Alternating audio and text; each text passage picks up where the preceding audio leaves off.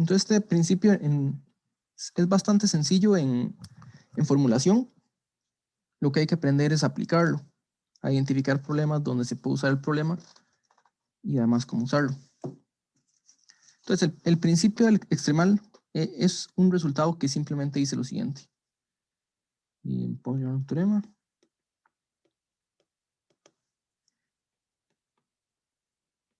Todo conjunto finito de números reales va a tener un máximo y un mínimo.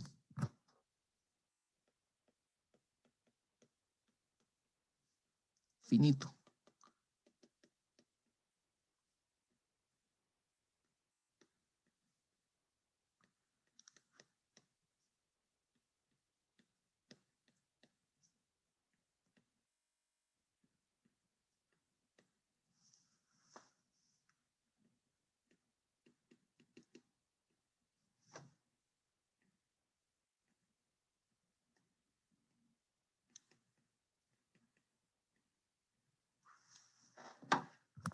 ¿Ok? Eso es lo que dice. Tenemos un conjunto finito, este conjunto va a tener un máximo y va a tener un mínimo. No es un teorema de existencia. Entonces, por ejemplo, en cálculo tenemos un teorema que dice que si hay una función que es continua sobre un compacto, o sea, ya sea un intervalo cerrado y acotado en R, o más general, esta función va a alcanzar tanto máximo como mínimo. Y los que han llevado cursos de cálculo, pues saben cuánto se usa este resultado. Hay varias consecuencias importantes. Entonces este es un análogo, pero en el caso discreto. Algo que se puede ver también para entender por qué es un resultado importante. Principio de inducción. El principio de inducción es equivalente a lo que se llama el buen orden. El principio del buen orden.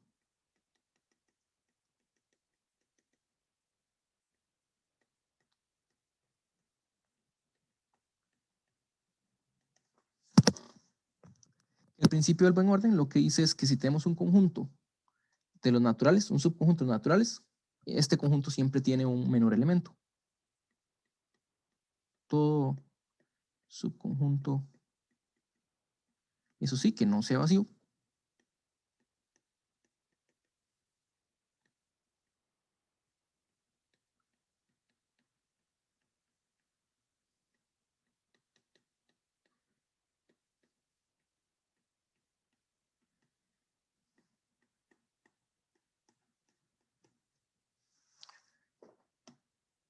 y se puede decir algo parecido si en vez de hablar de naturales, habláramos de números enteros, lo que ocupamos es que tenga una cota inferior o una cota superior.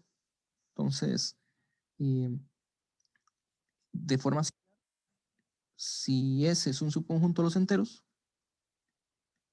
acotado inferiormente,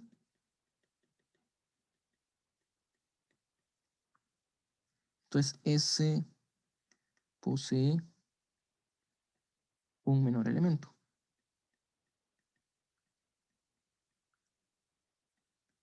Y análogamente podemos decir que si es acotado superiormente va a tener un mayor elemento. Entonces creo que no hace falta que les diga qué tan importante es el principio de inducción, que es equivalente al del buen orden. Tal vez si no conocen esa equivalencia pueden probar el principio de inducción asumiendo el del buen orden y viceversa como ejercicio. Pero ya este resultado, el del buen orden, tiene bastantes aplicaciones. Bueno, cuando pasamos a números reales, nosotros sabemos que no es cierto, ¿verdad? Que hay conjuntos que no tienen máximo y mínimo. Por ejemplo, el intervalo abierto de 0 a 1. ¿Verdad? Entonces, el 0 sería el ínfimo, el 1 sería el supremo. Si no han visto ínfimos y supremos, lo que sea que signifique, ¿verdad? Pero las palabras más o menos dan a entender qué significa. Tenemos un elemento ínfimo, pero no hay un elemento mínimo, porque el 0 no está en el conjunto. Entonces, una propiedad que los números reales no tienen, pero en combinatoria, como trabajamos con objetos finitos, resulta que si el conjunto es finito, sí podemos decir hay un menor elemento, ¿verdad? Entonces es el principio que vamos a estar usando. ¿Okay? Bueno, pongamos unos problemas. El primer problema nos dice lo siguiente. se tienen n puntos en un plano.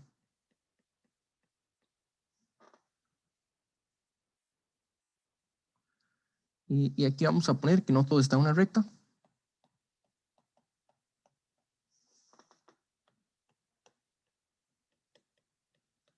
Aunque esta condición realmente se puede omitir. Pero lo que nos dicen es que cualesquiera tres forman un triángulo con área a lo sumo 1.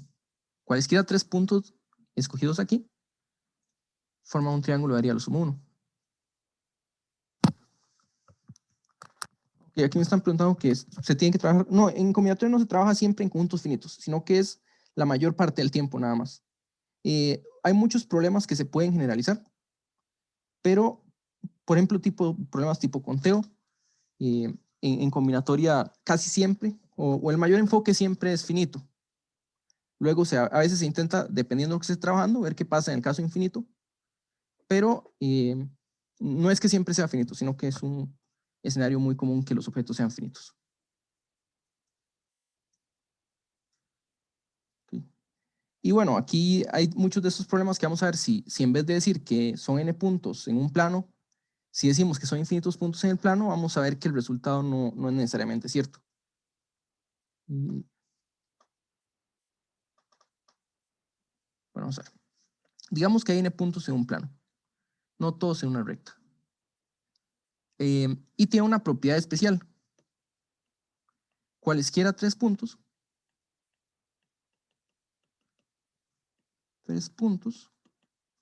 forman un triángulo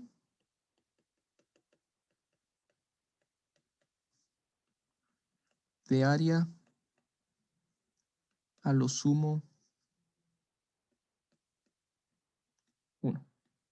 ¿Okay? Entonces son puntos que de cierta forma están, en cierto sentido están cerca. Hay que tener un poco cuidado qué significa cerca, ¿verdad? Porque puede ser que haya un punto aquí y otro punto aquí. Esto parece bastante lejos. No podría pensar lejos, pero si hay un punto como por aquí, tendríamos un triángulo que tal vez tenga una base enorme, pero una altura chiquitica. Entonces el triángulo que forman todavía tiene área menor que 1, aunque tiene un lado larguísimo. Entonces, estos puntos de cierta forma tienen cierta cercanía, pero hay que tener cuidado porque en realidad sí pueden estar muy lejos, formar un triángulo con una base excesivamente larga, mientras tenga una altura que sea muy, muy pequeña. ¿Okay? Pero si nos dicen lo siguiente, se puede demostrar que hay un triángulo de área a lo sumo 4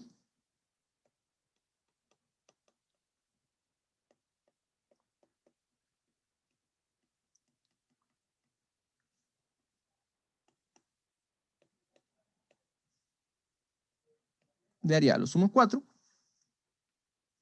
que contiene todos los puntos dados.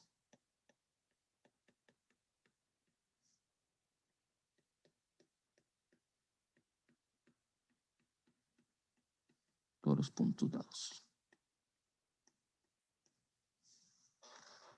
Entonces este es el problema. N puntos satisfacen esta condición. Cualesquiera tres forman un triángulo con área menor a 1. Aquí hay una condición que les dije, no todos en una recta, pero podría haber varios en una recta, que sería un triángulo de área 0. Entonces, si lo consideramos como tal, no hay ningún problema. De hecho, si todos los puntos estuvieran en una recta, podemos agarrar el primer punto y el último y hacer un triángulo con una base de esa longitud y una altura bastante pequeña para que los cubra a todos. Entonces, en realidad, este caso que les puse aquí, que no están todos en una recta, nada más es para trabajar el problema, pero en realidad lo mismo va a ser cierto si está en una recta. ¿Okay? Entonces, las propiedades son 3 forman un triángulo con área a lo sumo 1. ¿Sí? Lo que queremos es un triángulo de área 4. Bueno, aquí ¿cómo podemos usar el principio extremal? Primero necesitamos un conjunto finito de números o de objetos. Luego les vamos a asociar un número. Y aquí el conjunto finito que vamos a usar, como tenemos triángulos, hay n puntos Entonces hay, si consideramos triángulos usando estos puntos, hay n escojo 3, es n por n menos 1 por n menos 2 sobre 6 triángulos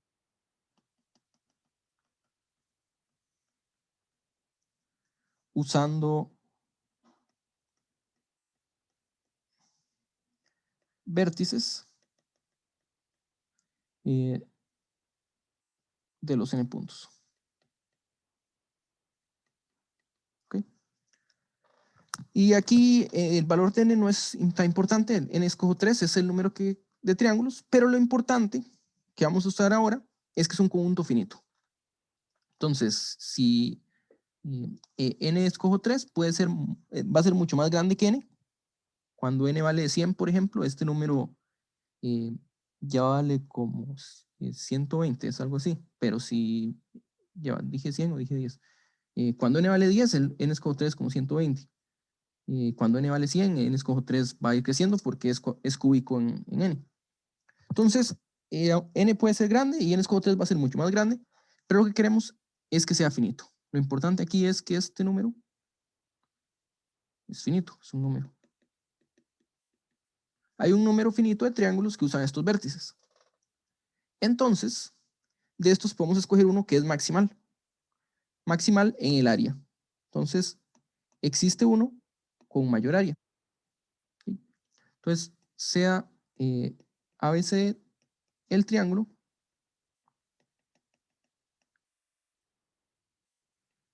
de mayor área.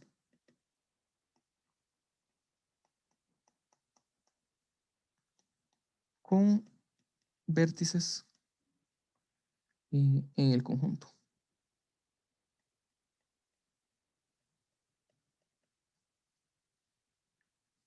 ¿Sí?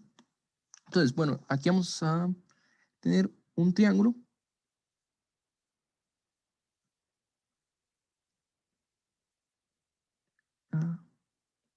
¿sí? Que tiene la mayor área. Eso significa que si usted agarra 3 puntos, cualesquiera, van a formar un triángulo cuya área no excede la de ABC.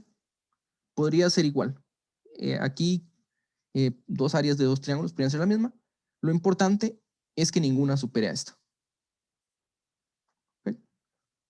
Entonces la observación es la siguiente. Recordando, el área del triángulo es base por altura, dividido entre 2. Entonces, si uno traza una paralela a AC por B,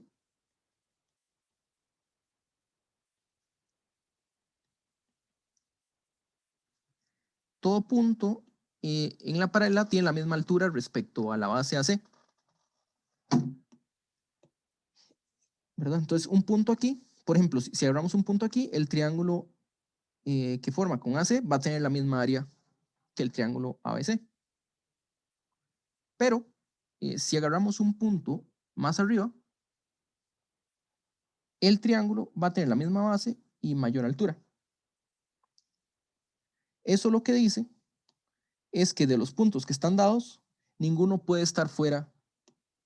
Vamos a ponerlo en rojo, ninguno puede estar. Ninguno va a poder estar en esta región.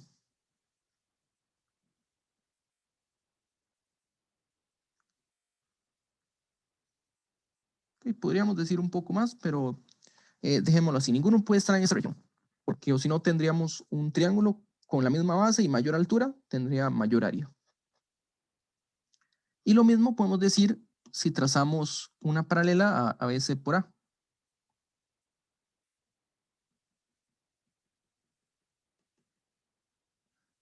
¿Okay? Entonces, esta región del plano también es prohibida para el resto de los puntos.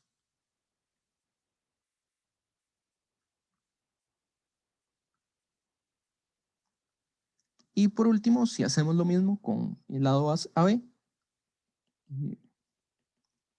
tendríamos que esta región es prohibida para los puntos DC. Quiere decir que todos los puntos están contenidos en este triángulo. ¿Okay? Hay un triángulo que contiene todos los puntos de la configuración.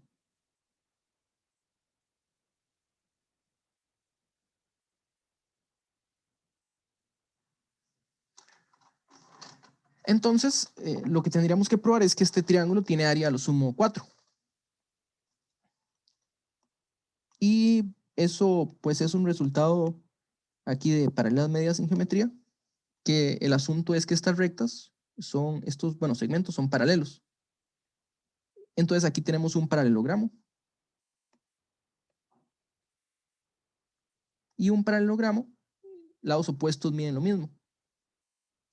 Entonces aquí, si consideramos, por ejemplo, este paralelogramo de arriba, pero también tenemos este paralelogramo, usando muchas cosas. Tenemos este paralelogramo de aquí. Y tenemos este paralelogramo de acá.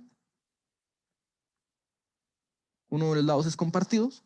Entonces lo que vemos es que A es el punto medio de estos segmentos. Entonces llamémosle, digamos, A', B' y C'. Tendríamos que A es el punto medio de B' y C'. Y entonces lo mismo pasa con B y con C, son los puntos medios de este triángulo. Y aquí lo que tenemos es lo que se llama el triángulo medial, o es un triángulo cuya proporción es la mitad del triángulo. El triángulo ABC en proporciones tiene la mitad de longitud del triángulo A', B', C'. Entonces, por ejemplo, aquí vemos que la base BC es la mitad de la base B', C'. Y como las dimensiones son la mitad, el área va a ser un cuarto. Entonces, el triángulo del centro tiene un cuarto del área del triángulo total. Y si esta área era a lo sumo 1, pues teníamos que el área de ABC es a lo sumo 1. Entonces el área de A', B' y C' es a lo sumo 4 veces 4. ¿Sí? Entonces este es el triángulo de área a lo sumo 4 que contiene todos los puntos de la configuración. ¿Okay? ¿Alguna pregunta?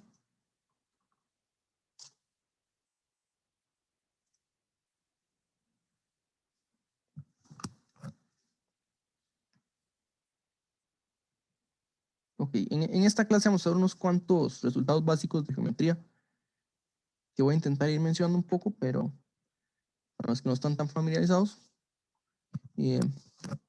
Pero vamos a intentar no usar tanto tampoco. ¿Sí? Bueno, vamos al siguiente problema. El siguiente problema dice que tenemos un país. Entonces, hay un país en el que cada ciudad va a estar conectada por una pista dirigida.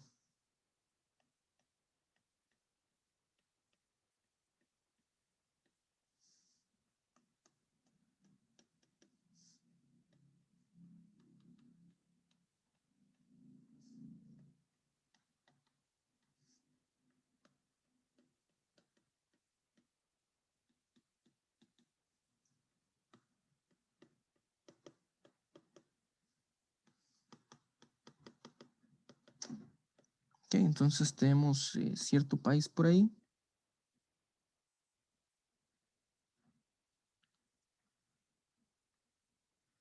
Y abramos cualesquiera pareja de ciudades. Y hay una pista que va a conectar las ciudades. Es una pista con dirección. ¿Okay? Y esto para cualquier pareja de ciudades que agarremos. Entonces, ¿okay?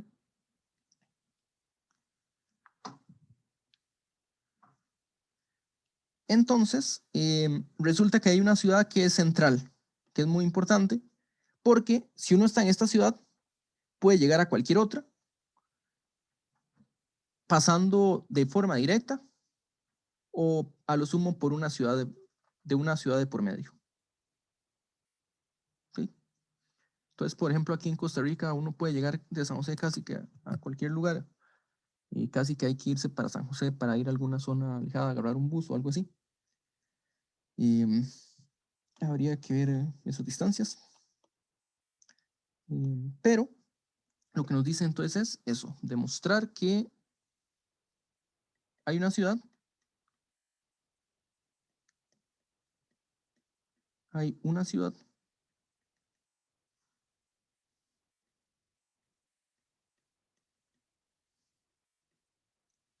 de la cual se puede llegar a cualquier otra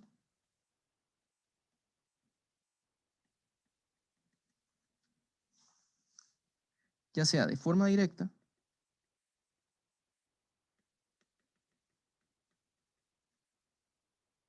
o pasando por a lo sumo otra ciudad.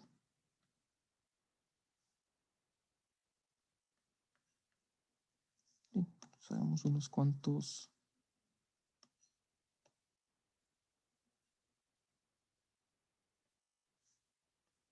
Entonces, bueno, aquí dijimos que toda pareja tiene que estar conectada, entonces podría ser algo como esto. En este dibujo, bueno, si le damos nombres como A, B, C y D. Por ejemplo, desde A se puede llegar de forma directa a cualquier otra ciudad. Agreguemos otro punto como E. Entonces que uno diga, bueno, tal vez desde A no se puede llegar hasta E de forma directa, pero con que haya una ciudad que vaya hacia E, ya se puede llegar en 2 pasos. Entonces aquí, digamos que A sería la ciudad que estamos parados en A y deme cualquier otra ciudad, o llegamos de forma directa, o en a lo sumo 2 pasos, o sea, pasando por otra ciudad de promedio. ¿Cuál creen ustedes que puede ser el mejor candidato para ser una ciudad central? Una ciudad que cumpla esta propiedad. Tal vez no sabemos qué pasa en 2 pasos. Eso es lo que se llama un comportamiento más global, digamos. Pero podemos pensar en algo local.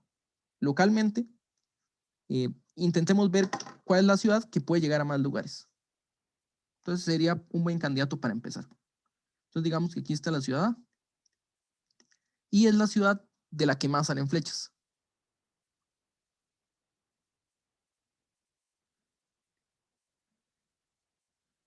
Okay. Bueno, hay otra idea también que tal vez inducción sirva. Podría ser. Ahorita vamos a examinar qué pasa si éramos la ciudad de la que salen más flechas. Okay. Entonces, este es nuestro candidato A, la ciudad de la que salen más flechas. ¿Verdad? Es un candidato que parece ser bastante interesante. Aquí llegamos a otras ciudades y pongámosle un nombre. Quiero decir, un nombre al número de ciudades a las que llegamos, digamos 1, 2 hasta K. Y digamos que salen K flechas desde A. ¿Okay? Y lo que queremos probar, o lo que nos gustaría, es que si agarramos otra ciudad, una ciudad B, y que no esté en estas que ya fueron escogidas, de estas que se puede llegar directamente, queremos que se pueda llegar en 2 pasos. O sea, queremos encontrar una flecha de esta forma. Entonces, ¿existirá una flecha de este conjunto amarillo hasta B? Mateo cree que sí. Si no, B tiene la misma cantidad de flechas o más. Entonces, vamos a ver. Lo que Mateo dice es esto, que seguramente sí. Bueno, y pensemos qué pasa si no. Si no, B tendría una flecha para cada una de estas ciudades, porque recordemos que entre 2 ciudades siempre hay una flecha. La dirección es la que no sabemos. Si no hubiera una flecha que va del conjunto amarillo a B, entonces B tendría acá flechas saliendo de él. y es la que tiene más flechas, pero más aquí es en realidad no la ciudad, sino podríamos decir más bien una ciudad, porque tal vez hay otra, una ciudad, eh, tal vez hay otra ciudad de la que salen K flechas, ¿verdad? Aquí tenemos B y ya le salen K flechas, que puede ser el mismo número de A. Pero hay una contradicción porque todavía nos hace falta considerar que hay una pista desde A hasta B que tiene la dirección de B hasta A.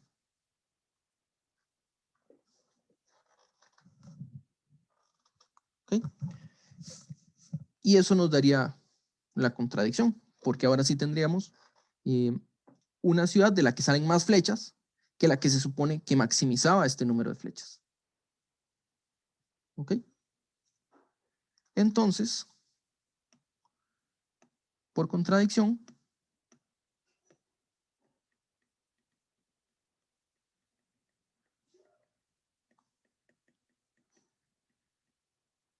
debe existir flecha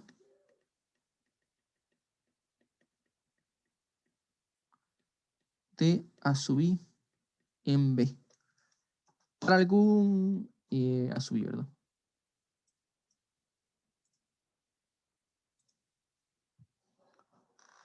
Ok, muy bien. Veamos otro ejemplo, que es un resultado muy famoso, se conoce como el problema de Silvestre.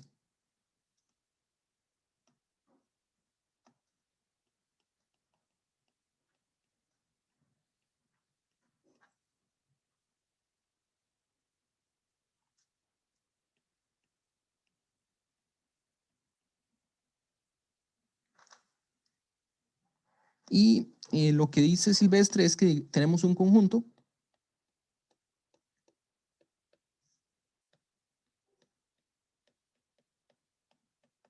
que va a ser finito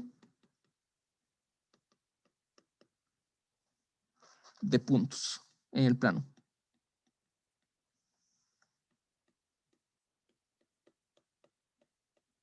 Entonces llamémosle a este conjunto S.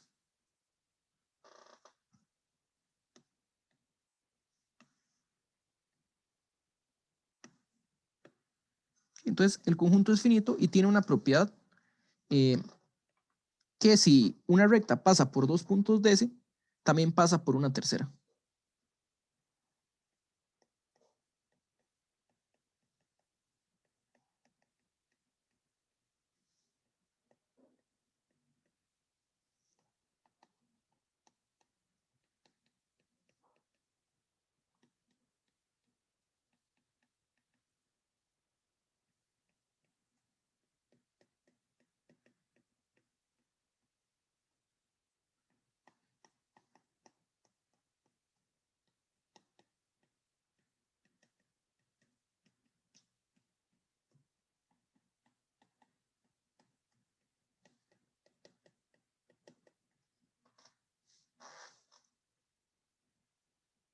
¿Okay? Entonces tome dos puntos que estén en S. Por dos puntos pasa una única recta. Y esta recta va a tener un tercer punto de S. Esa es la propiedad que tiene. Entonces lo que decía Silvestre es, bueno, si esto pasa, seguramente es porque todos los puntos de S están en una recta.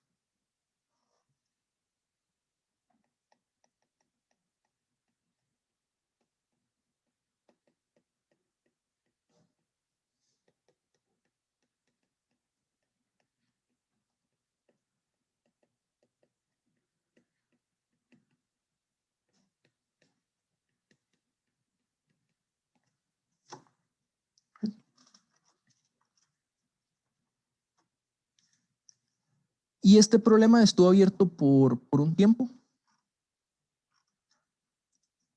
Y me parece que una primera solución que era bastante complicada. ¿Sí?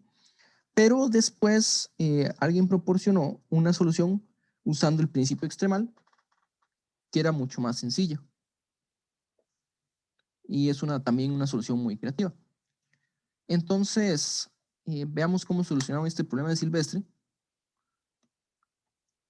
Y es lo siguiente. Bueno, no, si no, supongamos primero por contradicción, ¿verdad? Estamos por contradicción.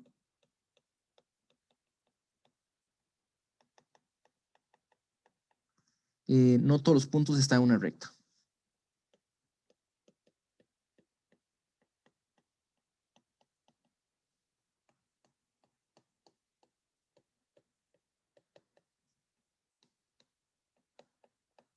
Quiere decir que si tomamos una recta cualquiera, vamos a encontrar un punto que está fuera de la recta.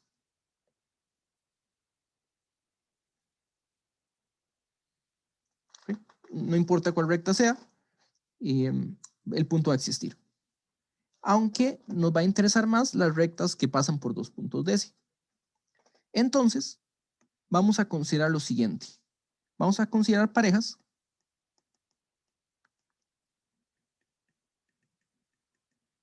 donde tenemos una recta y un punto. ¿Okay? El punto está en S, pero no está en la recta. ¿Okay? Entonces, ¿cuántas de estas parejas hay? Puede haber bastantes, pero es un número finito. ¿Okay?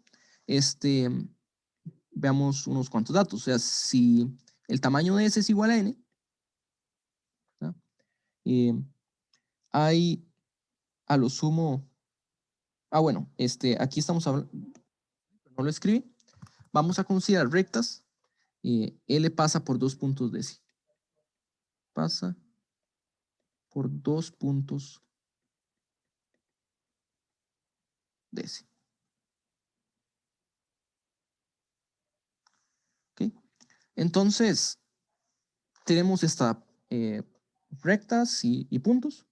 Entonces, si S tiene N puntos, es un número finito, hay a lo sumo N escojo 2 rectas que pasan por dos puntos DC.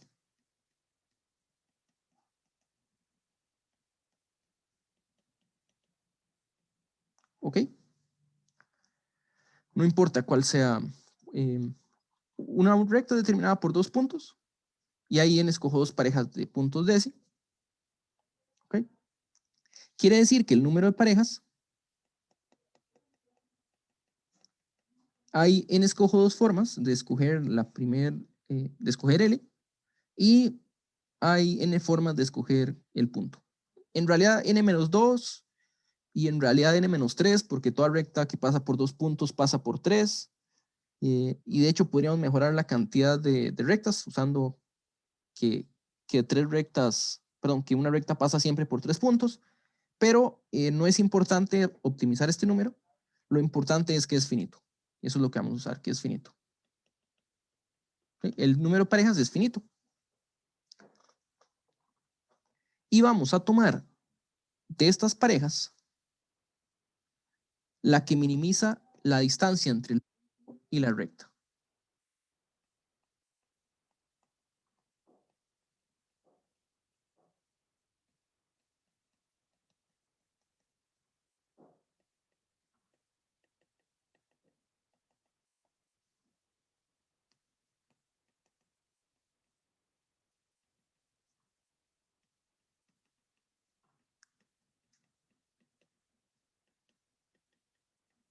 ¿Okay? Bueno, esto lo podemos escribir también así. ¿Eso qué significa?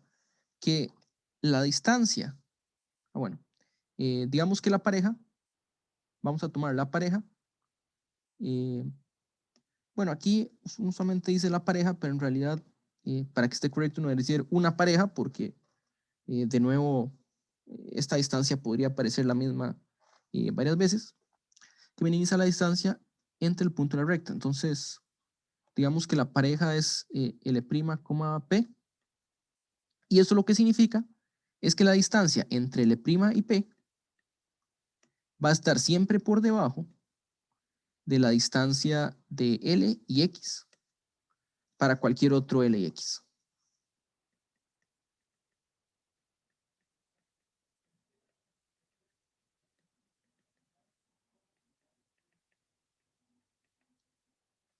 ¿Ok? Entonces, no importa cuál pareja agarremos, la distancia entre esta recta y este punto va a ser siempre mayor o igual que la dada por nuestra configuración. ¿Okay? Entonces la distancia está dando una perpendicular. Okay, entonces,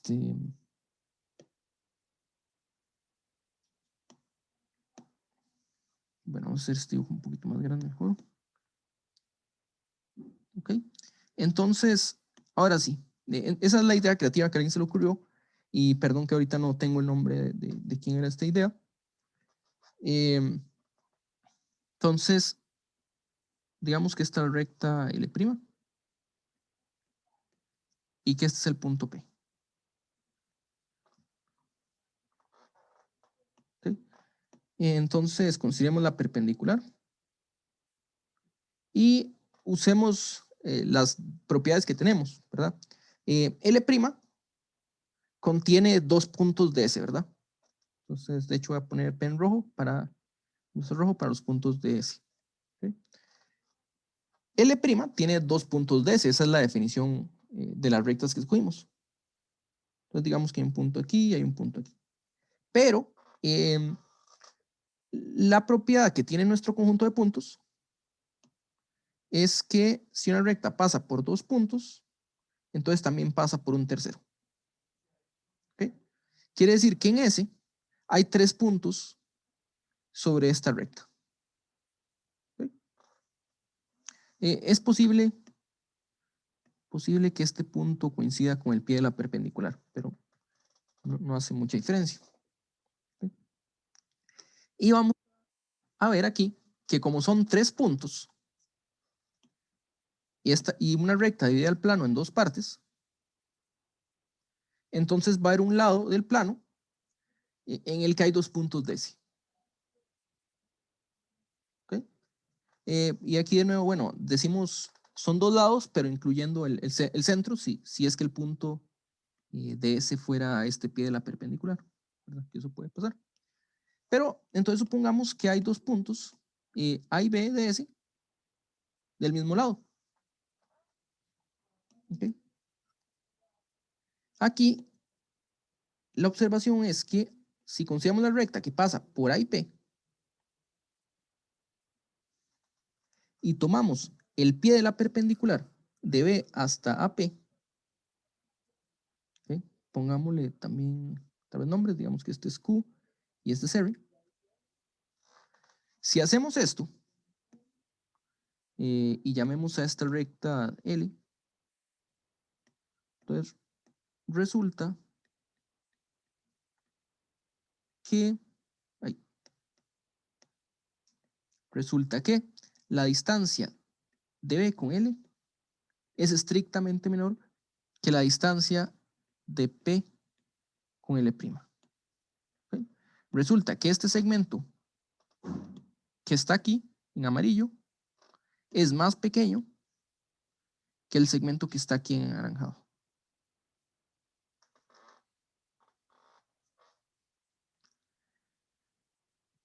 Y eso nos llevaría a una contradicción. Bueno, aquí el dibujo nos muestra que se ve más pequeñito, pero si lo queremos hacer formalmente, lo que podemos decir es que estos dos triángulos son semejantes. Aquí hay un ángulo, llamémoslo alfa, y aquí un ángulo de 90. Entonces son dos triángulos rectángulos. Y lo que vemos es que el triángulo PQA es similar al triángulo BRA, porque los dos son rectángulos con ángulo alfa. Pero un triángulo está continuo en el otro, quiere decir que la proporción del de adentro es más pequeña, en particular los lados correspondientes. En este caso nos interesa PQ, va a superar PR.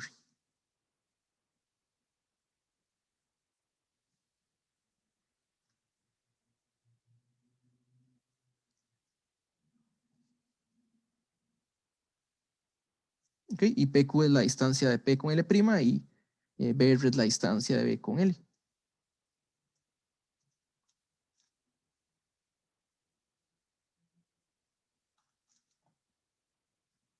¿Ok?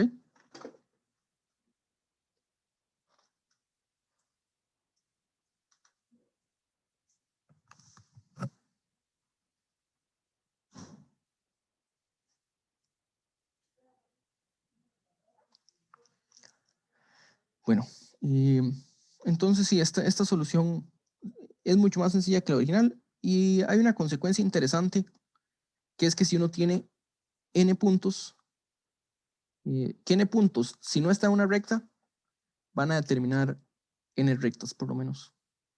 Entonces eso pueden verificarlo ustedes como ejercicio, pero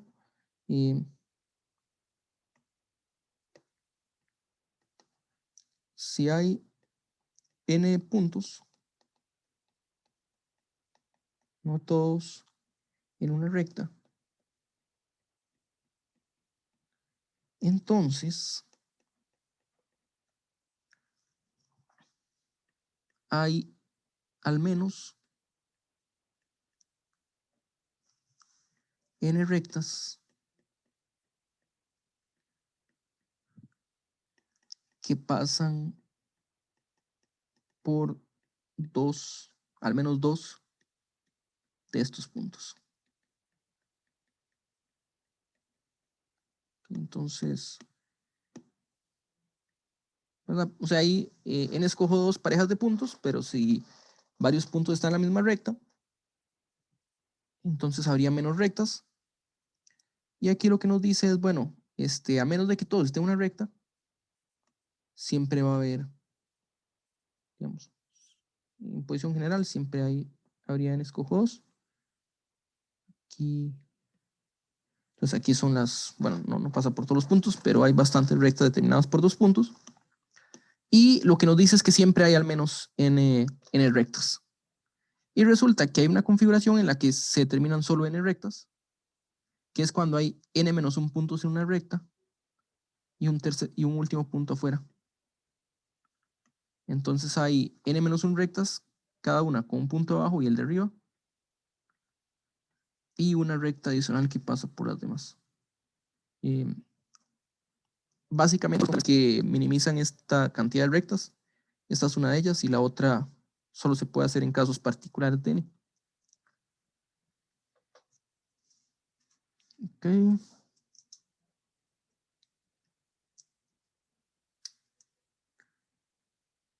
Vamos a ver, todavía hay dos problemas de geometría por aquí que vamos a usar. Les voy a dar, ya creo que, bueno, ya con estos ejemplos creo que vamos entendiendo por qué puede ser importante usar el principio del máximo. Voy a darles unos minutos para ganar el siguiente ejercicio, que dice lo siguiente. En un parlamento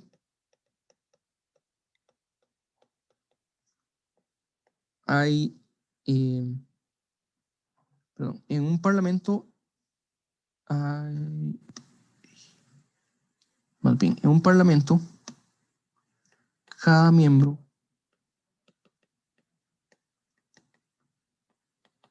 tiene a lo sumo 3 enemigos.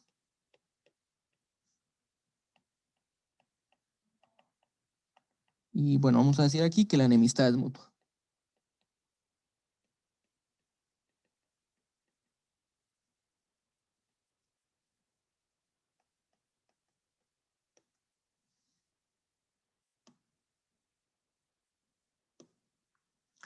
Y nos dicen, pruebe que se puede dividir en 2/4 el parlamento.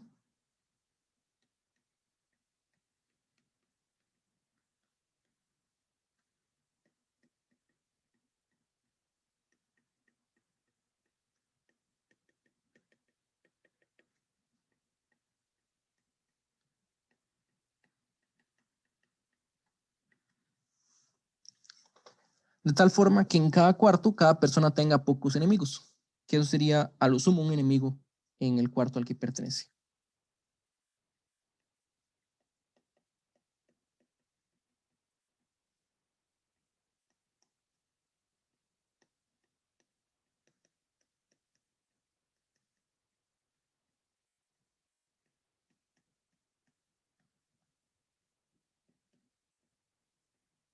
sumo un enemigo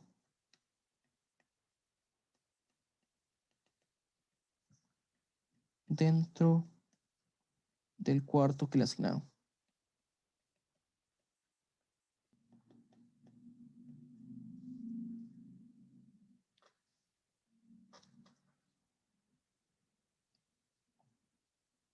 Ok, entonces aquí lo que nos dice es personas y que hay cierta relación de enemistad, que es algo mutuo, pero la condición que sabemos es que una persona tiene a lo sumo 3 enemigos. Entonces nos dicen que podemos separarlos en 2 cuartos, de tal forma que toda persona tenga a lo sumo un enemigo dentro de su cuarto. Puede ser 0, pero no puede ser 2. Bueno, lo que se me ocurrió para minimizar o bueno, para aplicar el principio extremo en esto es como que en cada partición o en cada división de los subgrupos podemos contar el número de enemigos que tiene cada persona en el cuarto o en el grupo que está.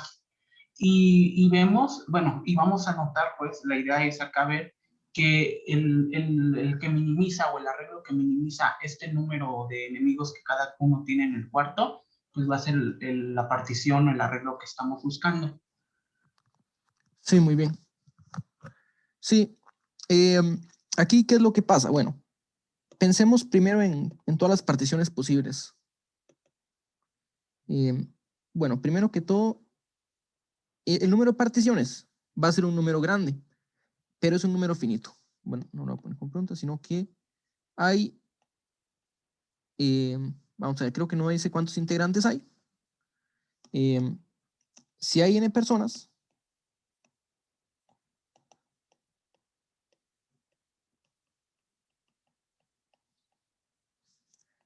hay 2 a la n particiones posibles.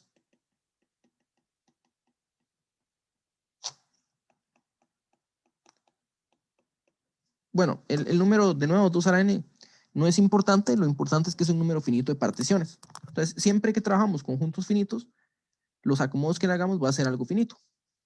Entonces, 2 a la n particiones posibles y vamos a contar para una partición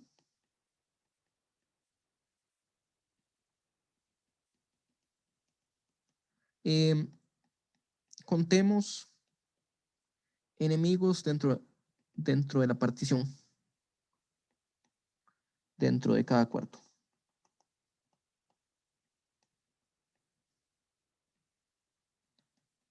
O sea, tenemos cuarto A, cuarto B, y vamos a contar número de, en este caso sería, bueno, enemigos quiere decir parejas de enemigos, porque enemigo depende de cada persona.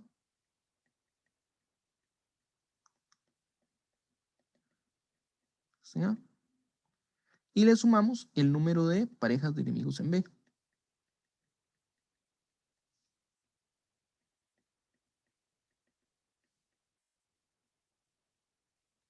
¿Ok?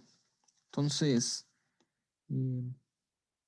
pues tenemos ciertas enemistades, sumamos este número y consideramos la pareja que minimiza esta suma.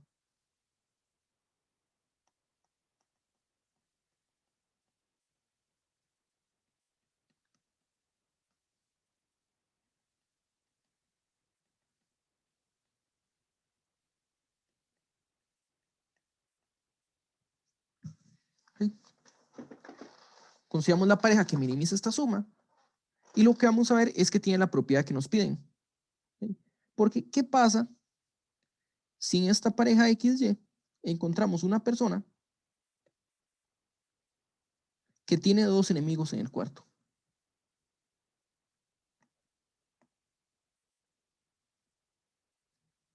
¿Ok? Eso no lo queremos. Y si nosotros lo que hacemos es mover a esta persona del cuarto X al cuarto Y, tendríamos una nueva partición donde a X le estamos quitando a esta persona y a Y se la estamos agregando.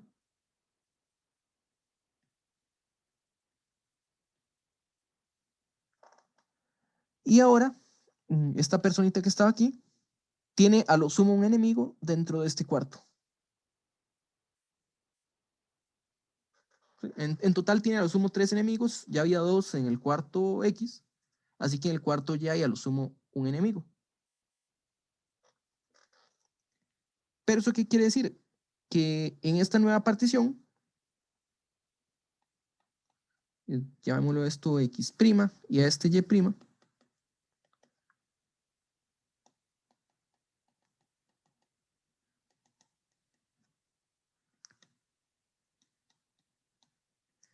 se disminuye el número de, se disminuye la suma anterior. Entonces llamémosle a esto, para no volverlo a escribir, llamémoslo a esto S de A, B. Entonces, en la partición B, nueva, se cumple que la suma de los enemigos en X', Y', en la nueva partición, va a ser menor que en la original. Y eso contradice la elección de X y Y.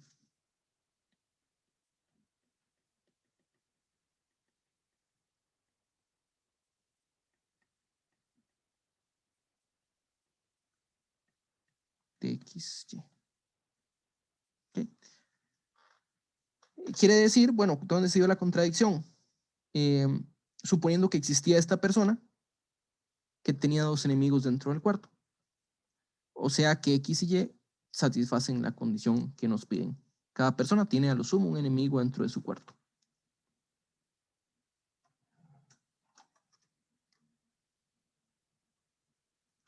¿Ok? Y bueno, aquí hay una cosa, y es que este principio extremal nos habla de existencia.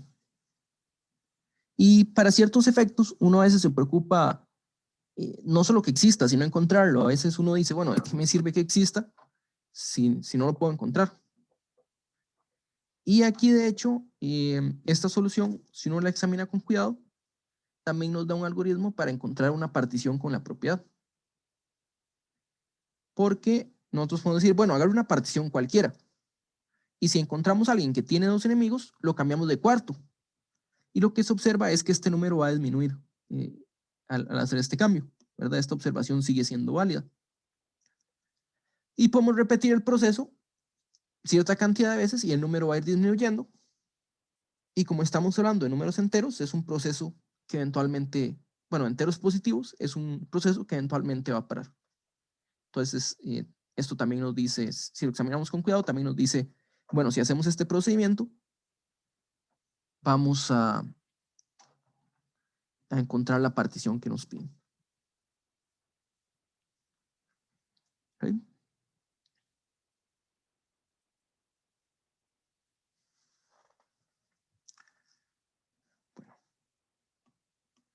Vamos con otro problema de geometría, pero este lo vamos a anunciar un poco diferente. En este problema,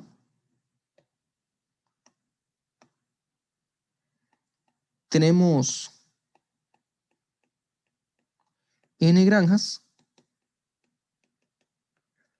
y n pozos, que vienen representados por puntos en el plano.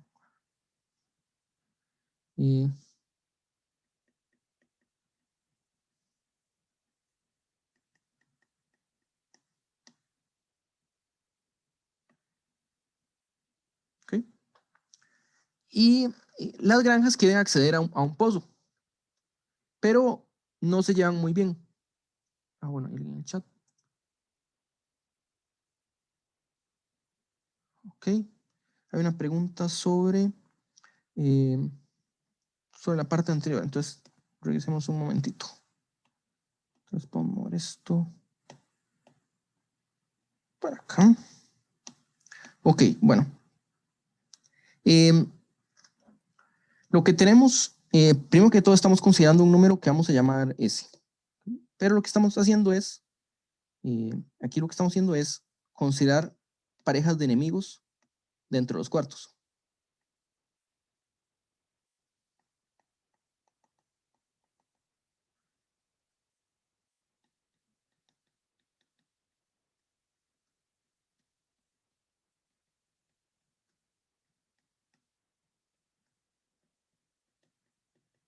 ¿Ok? Tal vez podemos hacer un pequeño ejemplo.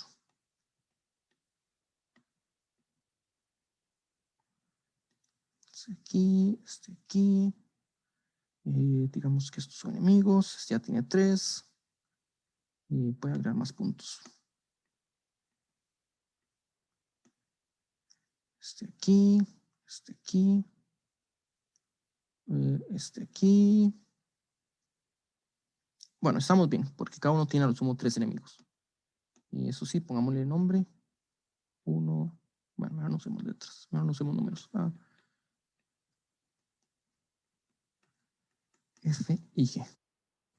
Okay, entonces lo que hacemos al inicio es considerar una partición cualquiera. Bueno, mejor dicho, para cualquier partición en conjuntos, vamos a considerar cuántos enemigos hay dentro de cada clase. Entonces, digamos que aquí está A, que aquí está F, que aquí está C. Son 6, entonces vamos a poner mitad y mitad. Aquí tenemos D, me falta E y me falta B. ¿Okay? Los partimos en 2 cuartos. Y vamos a contar cuántos enemigos hay, cuántas parejas de enemigos hay dentro de cada cuarto. Entonces, por ejemplo, en la izquierda, A tiene a F de enemigo y tiene a C de enemigo.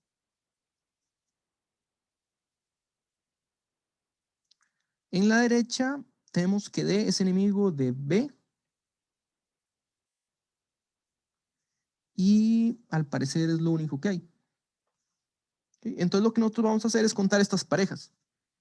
A esta partición que tenemos, estamos definiendo S de XY, digamos este sería el X y este el Y, sería 3, que es, hay 2 parejas de enemigos en A, en X, y hay 2 parejas de enemigos en Y.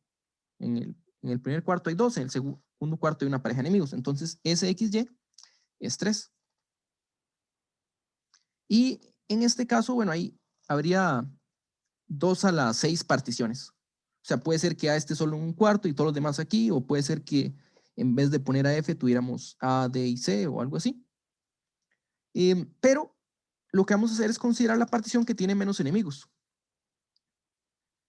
Y en esta partición no puede suceder algo como lo que está sucediendo aquí. Porque, bueno, veamos que A tiene 3 enemigos. Bueno, en general es a lo sumo, en este es 3 enemigos. Aquí A es enemigo de D, ¿verdad? Pero esta pareja de enemigos no la estamos contando porque están en diferentes cuartos. Pero si nosotros hacemos un procedimiento de mover A de lugar, entonces metemos A aquí, vamos a tener una nueva pareja, una nueva partición en la que vamos a tener a F y C. Y aquí vamos a tener A, D, E y B.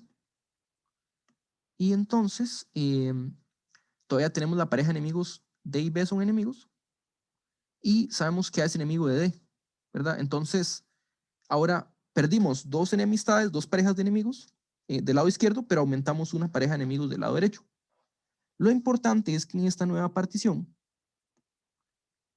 S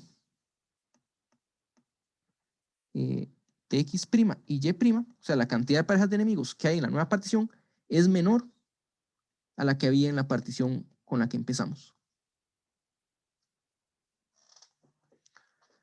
¿Okay? Entonces, si hacemos este procedimiento, se disminuye esta función S de XY.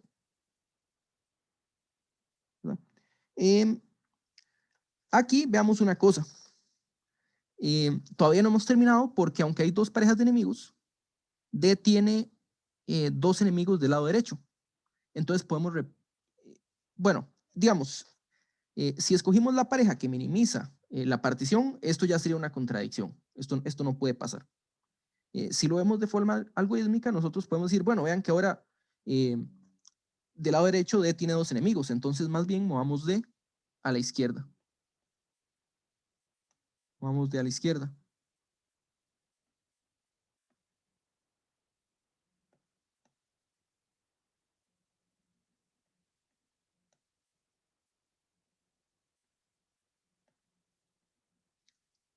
Y moviendo de a la izquierda, la nueva partición se va a volver, tenemos F, tenemos C, tenemos D, y al lado derecho tenemos A, D, E y B. Y luego sabemos que D es enemigo de C. Entonces, tenemos esta enemistad aquí, ¿verdad? Pero en este momento ya la única pareja de enemigos es D y C en el mismo cuarto. Volvimos a disminuir el número. De aquí vemos que no se puede disminuir más. De aquí vemos que no se puede disminuir más. Y ya tenemos que toda persona tiene a lo sumo un enemigo dentro del cuarto. ¿Sí? Entonces, la escogencia original, pues algorítmicamente sería repetir este procedimiento, pero la forma con el principio del máximo es que empezamos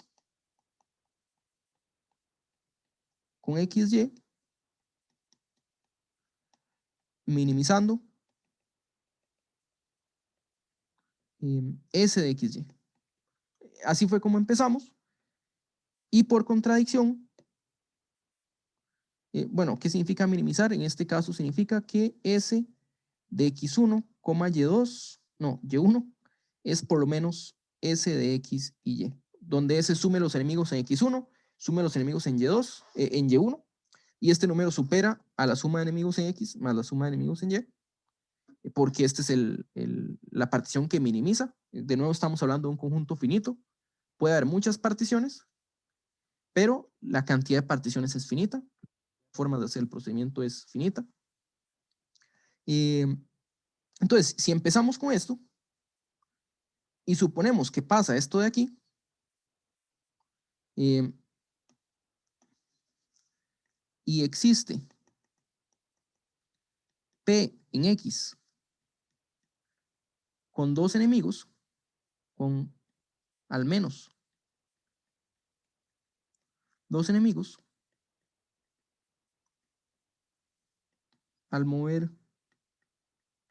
P de cuarto, bueno, aquí dije en X, pero podría ser en Y, más bien de YX, pero el punto es que si encontramos a alguien con dos enemigos y lo movemos de cuarto, se disminuye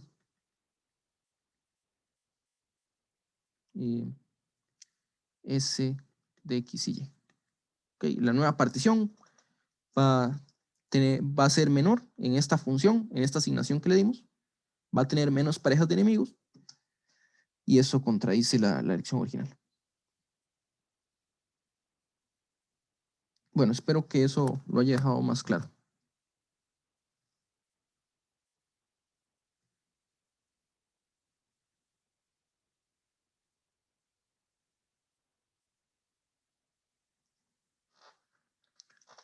Sí, aquí, bueno, si hay preguntas siempre deténganme porque aquí lo que estoy haciendo es viendo más que todas las ideas y algunas cosas no quedan escritas, pero siempre se puede formalizar un poco más y a veces para que quede claro, formalizar puede ayudar a que el razonamiento quede claro. Entonces, si hay preguntas siempre podemos hacer más detalles. Bueno, entonces el otro problema que vamos a trabajar era el siguiente, que tenemos n granjas y n pozos. Y queremos conectar cada granja con cada pozo por medio de un segmento.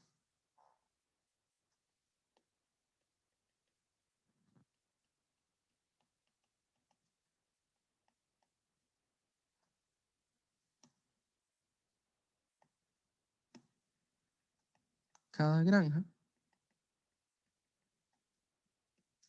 con un pozo por medio de un segmento.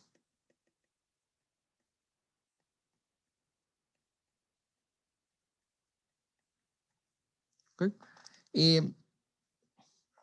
Lo que pasa es que no son muy amigos. Entonces, digamos, aquí tenemos una granja 1, que voy a usar punto azul, tenemos una granja 2, y digamos que aquí tenemos un pozo, y aquí hay otro pozo. Entonces, el pozo, digamos que es un camino que se construye, y si nosotros construimos algo así, con un cruce, tenemos un conflicto. Los caminos se intersecan y por alguna razón esto nos da problemas. ¿Ok? Puede ser unas vías que se intersequen, ahí digamos en el tren, vías que se intersequen podrían ser un problema. O tal vez nada más no se quieren mucho esta granja con este pozo, entonces, quiero decir, estas granjas entre sí, entonces se estarían peleando y quieren evitar cruces. ¿Ok? Entonces, de tal forma que dos segmentos no se intersequen.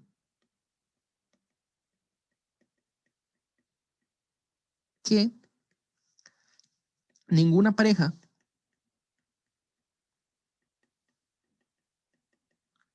de segmentos dos se interseque. Y vamos a ver que no importa cómo estén posicionadas las granjas y los pozos, siempre se puede realizar esto. Entonces, pruebe que no importa la configuración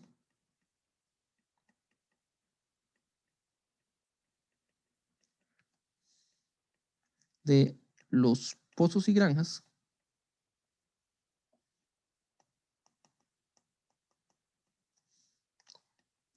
siempre es posible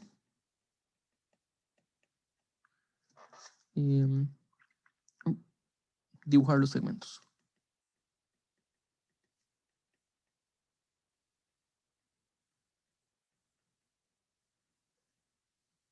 ¿Sí?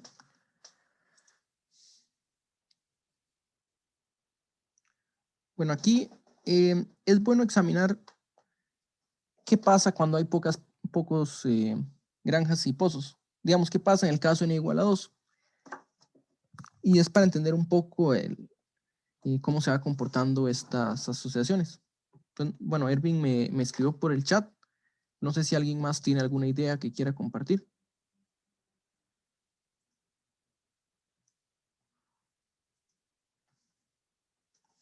O si no, bueno, ok. Entonces entendamos un poco qué es lo que va pasando aquí. Tenemos, ya no recuerdo cuál color era cuál. Digamos que rojo es la granja y el azul son los pozos. Entonces, por ejemplo, si hubiera solo dos granjas y dos pozos, pues, se supone que hay una forma de conectarlos, ¿no? O eso es lo que tenemos que probar. Y para eso, veamos, hay dos posibles conexiones, ¿verdad? O sea, o hacemos esta X o agarramos la parte de arriba y la parte de abajo. ¿Okay? Entonces, en este caso, bueno, de las dos parejas hay una que es buena y otra que no está bien. Pero, ¿cómo podemos determinar cuál pareja tomar en general? ¿Cómo nos puede ayudar esto a determinar cuál pareja tomar? Bueno, hay una observación y es la siguiente. Entonces, digamos que este es granja 1, este es granja 2, y este es el pozo 1 y este es el pozo 2. Entonces, de las parejas que queremos hacer, la que nos interesa es la que une la granja 1 y el pozo 1. Pero aquí podemos ver algo muy curioso y es que la distancia de G1 a P1 más la distancia de G2 a P2 es más pequeña estrictamente que la distancia de G1 a P2 más la distancia de G2 a P1. ¿Okay? Vamos a hacer esta observación. O sea, estos segmentos negros, si sumamos sus longitudes, nos va a dar más que si sumamos las longitudes de los segmentos morados. ¿Y por qué es esto? Esto es por la desigualdad triangular. Entonces, ¿qué decía la desigualdad triangular? Que la suma de dos lados de un triángulo supera la longitud del tercer lado. ¿Okay? Entonces, la desigualdad triangular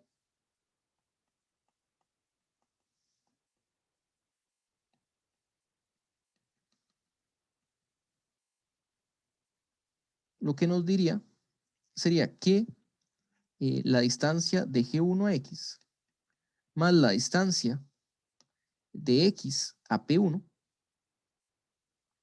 es mayor o igual que la distancia de G1 a P1. Eso en el triángulo de arriba. ¿Sí? Usando este triángulo de arriba. Y viendo el triángulo de abajo, tenemos que la distancia de G2 a X, de hecho voy a darle la vuelta, voy a decir la distancia de X a P2 más la distancia de G2 a X es, perdón, aquí dije mayor o igual, pero cuando estamos hablando de un triángulo es mayor estricto. Y este es mayor estricto que la distancia de G2 a P2.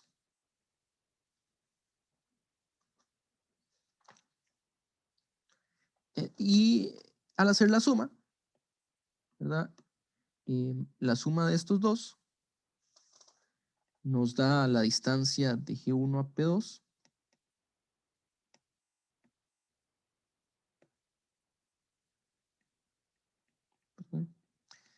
Y si sumamos estos otros dos, nos daría la distancia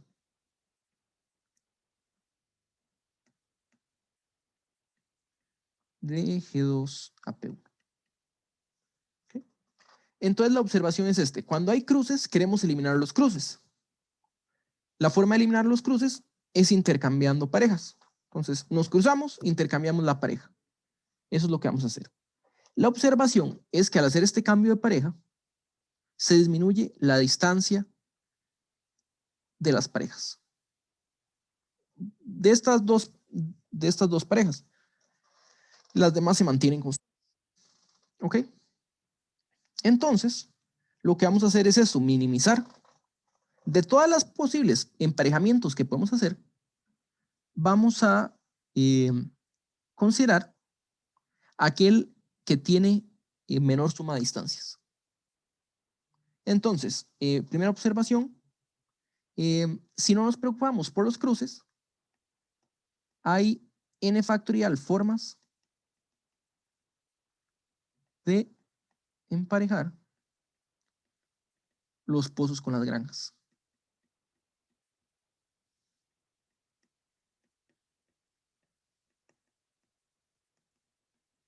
¿Ok?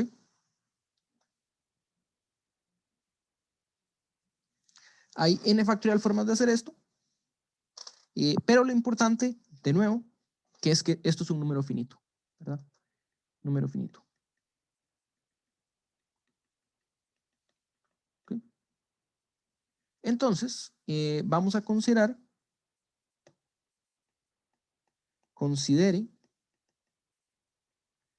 el emparejamiento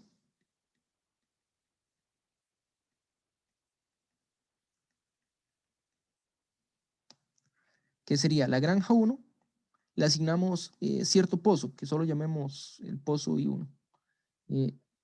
A la granja 2 le asignamos cierto pozo, 1 y 2.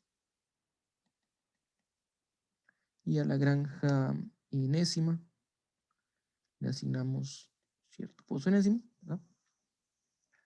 Entonces, consideramos este emparejamiento que minimiza la suma de las distancias. Que minimiza la suma desde j igual 1 hasta n de la distancia de GJ del segmento GJ con P sub IJ. Entonces tenemos esta operación, esta función, y es lo que vamos a minimizar. ¿Eso qué significa minimizar? Significa que para cualquier otra pareja,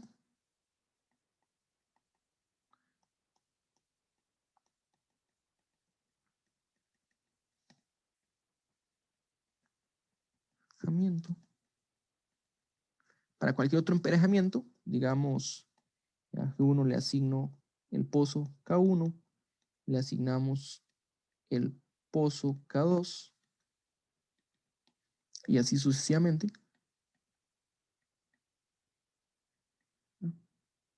Perdón, KN. Se cumple la suma de distancias.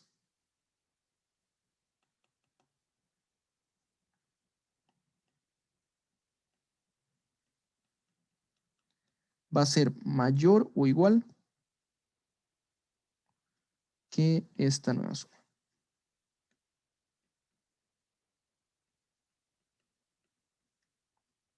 ¿Okay? Esa es la definición que estamos tomando, ¿verdad? Entonces, tenemos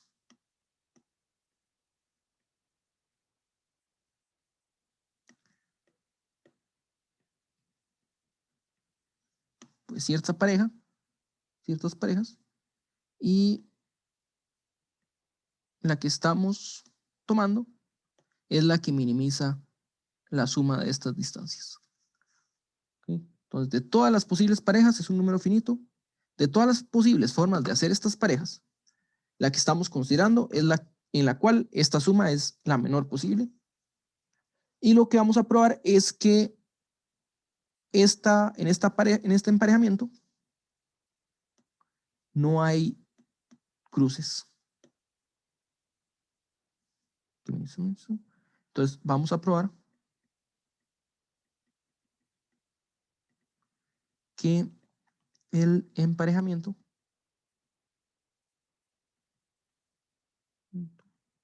no tiene cruces.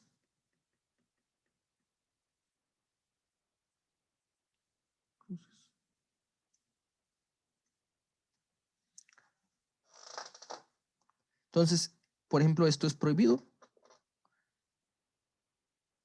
Y bueno, ¿por qué esto es prohibido? Bueno, si nosotros cambiamos las parejas, si nosotros en vez de emparejar estos dos, emparejáramos, aquí es que,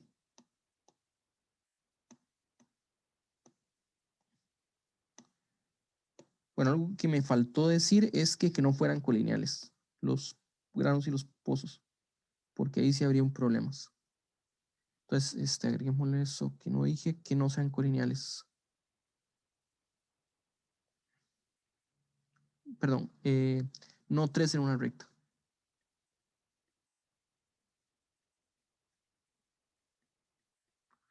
En realidad creo que 3 se puede, pero bueno, no depende cómo sean esos 3. Sí, esto es lo que debemos evitar. Y esto se evita porque si nosotros consideramos un cambio, que es lo que estamos mencionando arriba, si hacemos este cambio, bueno, ahí quedaron casi colineales, pero no. Si hacemos el cambio, la suma de distancias se va a disminuir. ¿Ok? Si hay un cruce,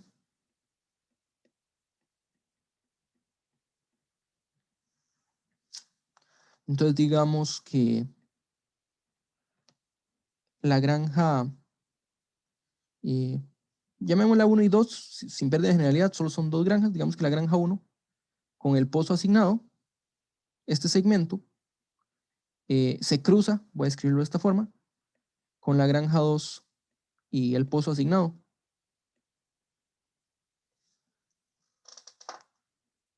Entonces, si hacemos un cambio de pareja, se va a disminuir la suma de las distancias. Sí.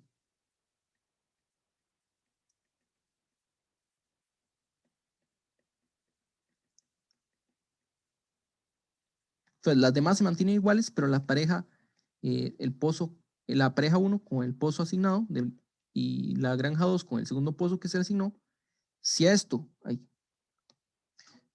esto lo cambiamos de pareja, a G1 le asigno el segundo pozo y a G2 le asigno el pozo que se le había asignado antes a la primera, se disminuye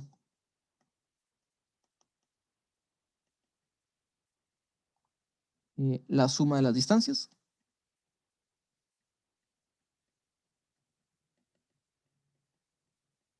¿Verdad? ¿Por qué? Porque las demás parejas no se cambiaron, así que la suma que tenemos aquí no cambia en esas sumas, en esas parejas, solo cambia en una pareja donde hay un cruce, pero como habíamos visto por desigualdad triangular, cuando esto ocurre, al hacer el cambio, se disminuye la distancia. ¿Ok? Entonces sería una contradicción, contradeciría la minimalidad en este caso, de la forma que escogimos los pozos.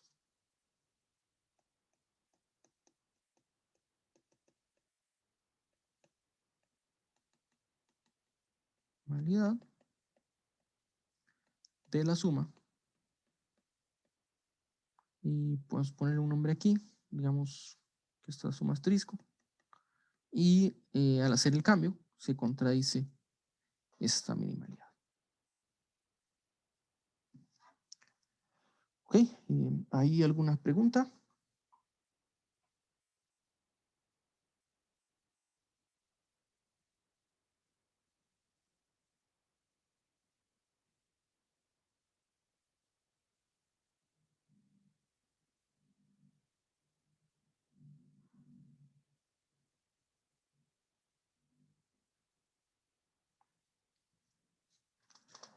Bueno, hagamos un receso.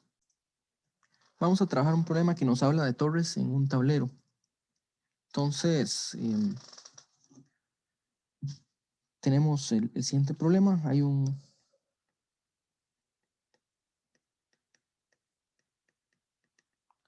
digamos que es un tablero de ajedrez, un 8×8. ¿No? Aquí.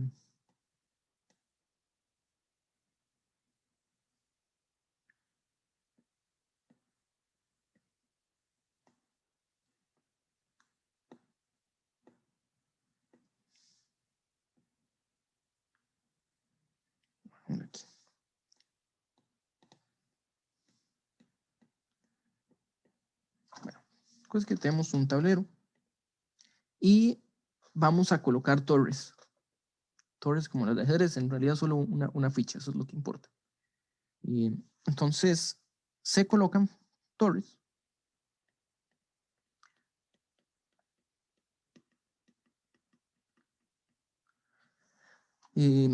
Y van a satisfacer una propiedad de tal forma que si la casilla I, J está vacía, entonces aquí, bueno, identificamos las filas con números de 1 hasta 8 y lo mismo con las columnas.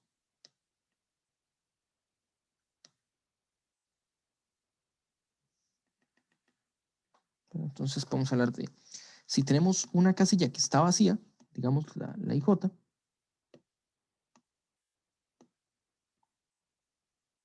y vacía, entonces en la fila y columna correspondientes vamos a encontrar por lo menos 8 torres. ¿Sí? Entonces, de tal forma que si la casilla IJ está vacía, entonces podemos encontrar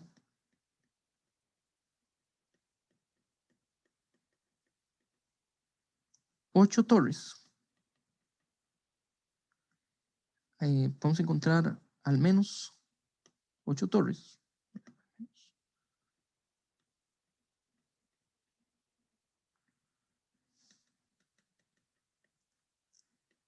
De tal, no de tal forma, sino que entre la fila I y la columna J.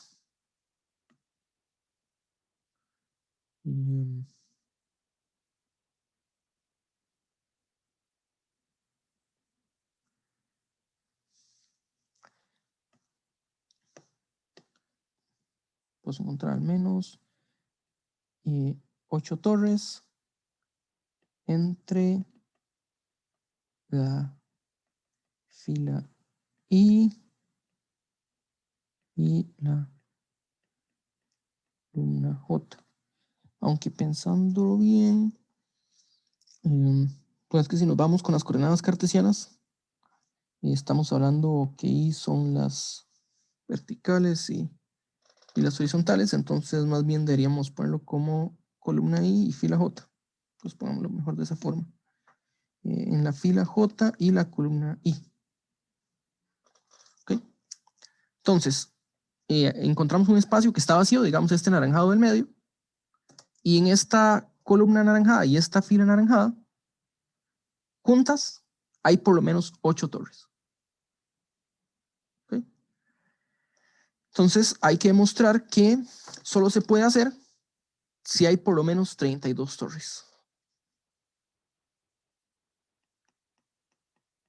Pruebe que hay al menos 32 torres en el tablero. A lo que nos va a servir aquí, bueno, o sea, la pista en realidad va a ser el inicio de la solución, lo que donde vamos al principio del máximo. Va a ser lo siguiente. Vamos a considerar la línea que tiene menos torres. Con línea quiero decir considerando ya sea fila o columna.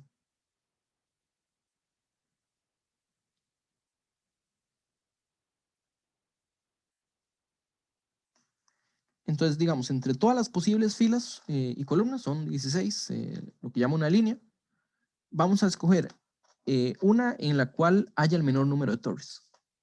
Y digamos que sin pérdida de generalidad es la primera. Entonces, que el número de torres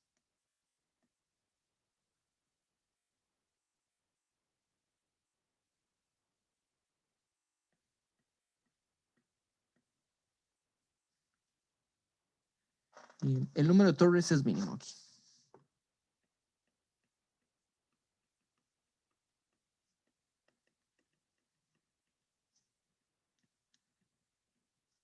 Y eso nos ayuda porque al saber que si este número mínimo fuera grande, por ejemplo, si en esta fila hubiera 4 torres, nosotros decimos, bueno, en la fila que menos torres tiene, hay 4 torres.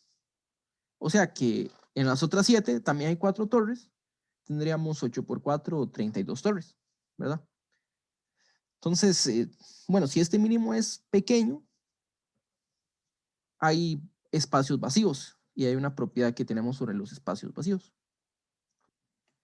Yo creo que lo resolví, pero no estoy seguro. Ok, digamos, cuando el mínimo es 4, ya, bueno, usted dijo que digamos, todas las demás tienen al menos 4, entonces sí, sería 4 por 8, 32. Sí, Si una tuviera, por ejemplo, 3, digamos, no hay pérdida de generalidad en el orden de las columnas o filas. Entonces, digamos, si por ejemplo las primeras 3 de esa estuvieran con torres y ah, las otras no, sí, entonces las otras 5 tendrían al menos 5 torres. sí. Y sería, digamos, ahí habrían 5 por 5, 25. Ujú. Y las otras columnas tienen al menos 3 torres, entonces sería 25 más 9 y eso es 34. Exacto. Sí, Y las otras son iguales, solo que, sí, bueno, sí. exacto. Sí, se podría hacer casos, pero también podemos hacerlo con un parámetro. Digamos, si aquí hay Ajá. K torres, eh, aquí tenemos 8 menos K espacios vacíos, ¿verdad? Entonces, en cada una de estas columnas en rojo, tenemos 8 menos K torres, ¿verdad? Porque en esta fila y columna hay 8, en este caso era 3, entonces era 5. Pero en total hay 8 y ya sabemos que hay K torres, entonces 8 menos K. Y entonces tenemos en estas filas vacías, en estas columnas donde la entrada abajo está vacía, tenemos 8 menos K al cuadrado. Y en la siguiente tenemos de las K que están vacías, sabemos que por columna hay por lo menos K torres, simplemente porque K es el menor número de torres que hay en una línea, ¿verdad? Entonces habría K lados. Y lo que hace falta ver es que este número, bueno, uno lo puede hacer por casos y decir, bueno, para cada, que los diferentes valores siempre va a ser mayor o igual que 32. También resulta que, ¿qué pasa si no fueran 8 y fueran n? Un tablero n por n. Resulta que si fuera un tablero n por n, uno puede obtener el número n menos k al cuadrado más k al cuadrado. Y aquí uno puede usar alguna desigualdad o usar cálculo. En realidad esto se puede reacomodar como n medios cuadrado más n menos 2k al cuadrado medios, y así se ve que es mayor o igual que n al cuadrado medios en general. ¿Sí? Muy bien. ¿Alguna pregunta? Oscar, ¿podrías repetir cómo llegás a la primera inecuación de recién, la de 8 menos k al cuadrado más k al cuadrado? O sea, ¿cómo del gráfico llegas a eso? Del Sí, dibujo de... sí, aquí lo que tenemos originalmente son 8 menos k espacios vacíos.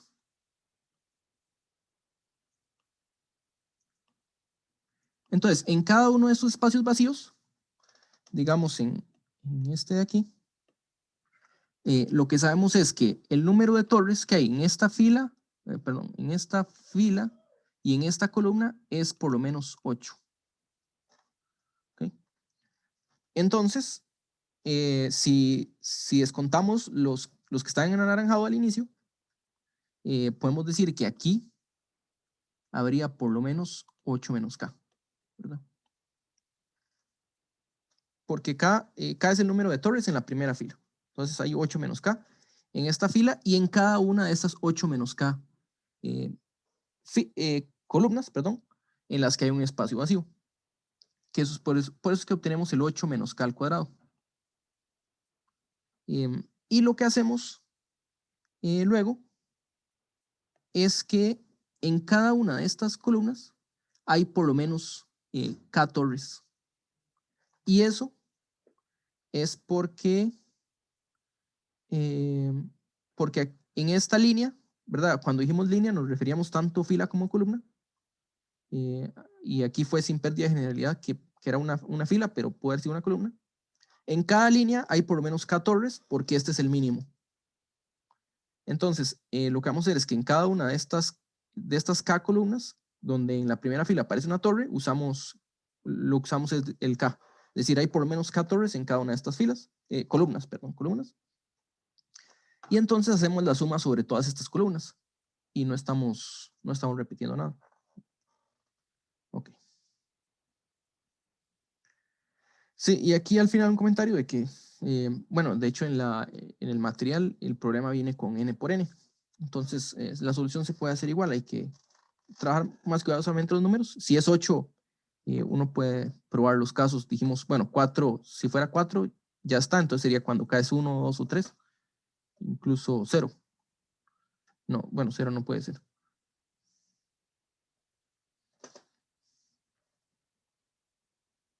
No, perdón, 0 sí puede ser, incluso 0. Ok. Bueno, voy a ponerles otro ejercicio de geometría. Aquí, bueno, de nuevo hay como un par más de ejercicios que van a encontrar en el material que no trabajamos aquí. ¿Dónde está? No, tal vez es solo uno el que estamos dejando. Ah, no, hay dos que no vamos a trabajar aquí. Pero este lo quiero traer, aunque ya trabajamos bastante de geometría, porque usa una idea un poquito diferente. ¿Sí? Que dice lo siguiente. Considere de nuevo un conjunto de n puntos en el plano. Y lo que dice es, pruebe que hay un subconjunto S de los puntos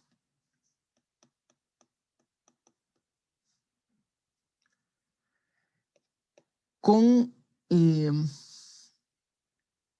con tamaño de S al menos raíz de n.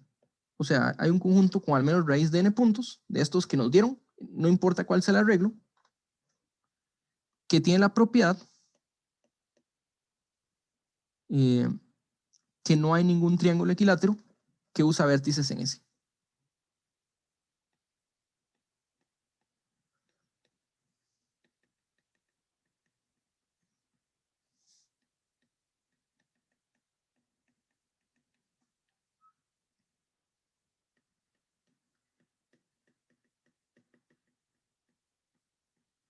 En S. ¿Ok? Entonces, por ejemplo, si hay 100 puntos en el plano, nos están afirmando que podemos agarrar 10 puntos de tal forma que en estos 10 puntos ninguna tripleta determine un triángulo equilátero. Vean que nos están dando dos propiedades de S. Una propiedad es su tamaño.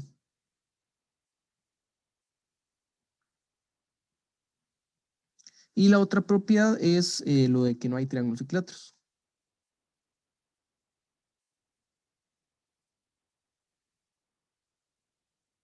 Okay, escribámoslo otra vez aquí. O sea, las dos propiedades es el tamaño de S es por lo menos raíz de n.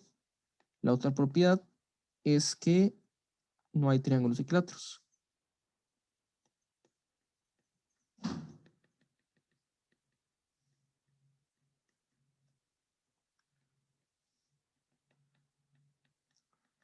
Okay. Entonces, necesitamos satisfacer dos condiciones al mismo tiempo.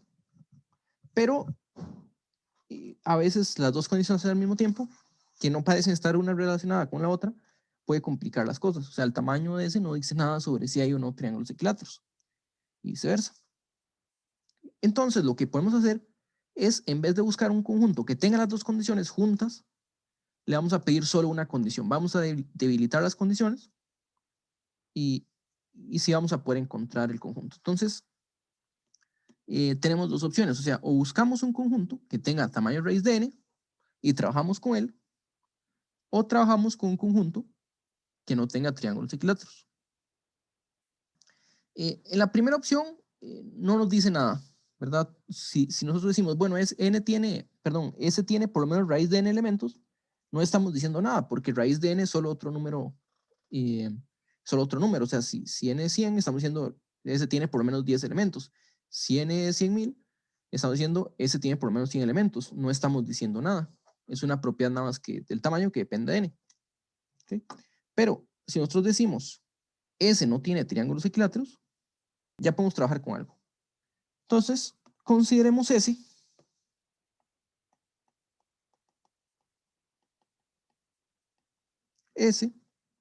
un conjunto. Voy a dejar aquí un espacio en blanco sin triángulos equiláteros.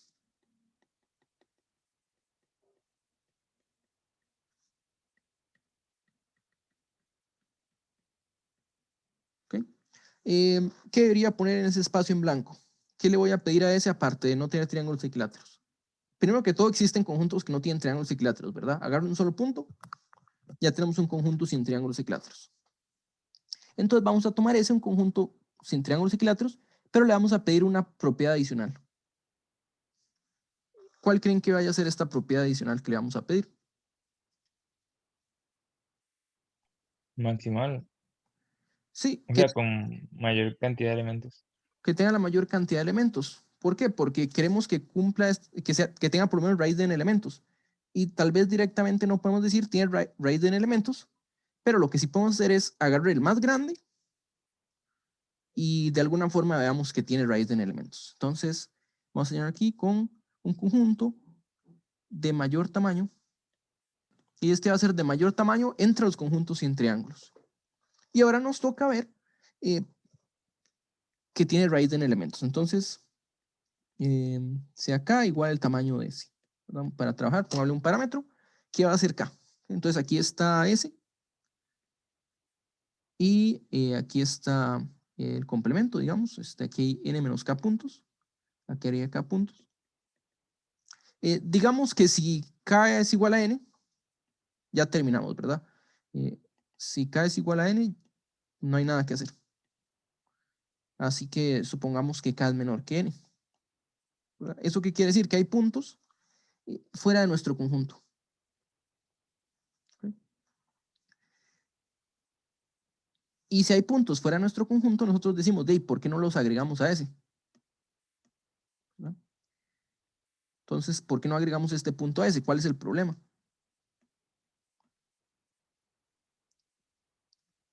¿Qué pasa si agregamos un punto que está fuera de ese en ese?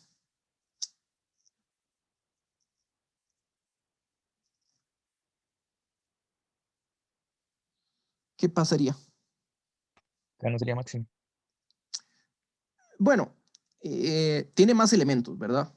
Entonces, lo de máximo, o sea, si entra en juego, tendría más elementos, pero tendría más elementos que el máximo.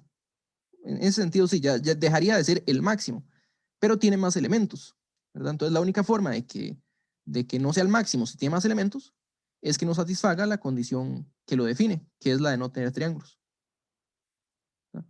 Sin triángulos equiláteros. Quiere decir que si agregamos este punto, vamos a obtener un triángulo equilátero. ¿Okay? No lo podemos agregar porque hay un triángulo equilátero. Bueno, eso no se ve nada de equilátero, pero va a ser un triángulo equilátero. ¿Okay? Quiere decir que tome dos puntos aquí y un punto acá, o mejor dicho, por cada punto aquí abajo, podemos encontrar dos que forman un triángulo equilátero. Entonces, por cada punto aquí, le asignamos un triángulo equilátero, o mejor dicho, le asignamos una pareja. ¿Okay? Básicamente estamos haciendo una función. Tomamos un punto, ya vemos al conjunto, ya vemos a este punto X, ¿verdad? Entonces, tomamos un punto en X y le estamos asignando una pareja de puntos en S. ¿No? De tal forma que este es un triángulo equilátero.